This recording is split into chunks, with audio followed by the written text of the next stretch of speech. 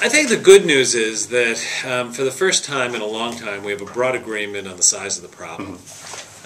The administration plan would reduce the deficit by roughly $4 trillion over the next 12 years.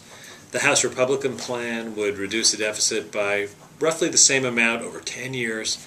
And there's a bipartisan group in the Senate that's talking about the same amount of deficit reduction. The difference comes in the composition.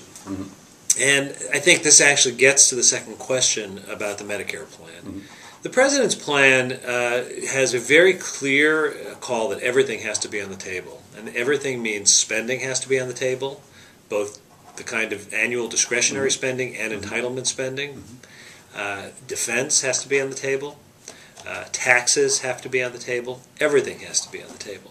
And the President's plan would take roughly $2 trillion out of domestic spending, $1 trillion of more revenue, and then $1 trillion of interest savings. So that would get us $4 trillion over the next 12 years.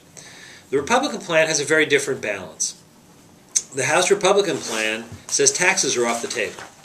Now, when you take taxes off the table, that means you need to find another $1 trillion from domestic spending. And where the House goes is they go to very deep cuts in Medicare, Medicaid, and in programs that serve the poor. We think that that is a very clear choice.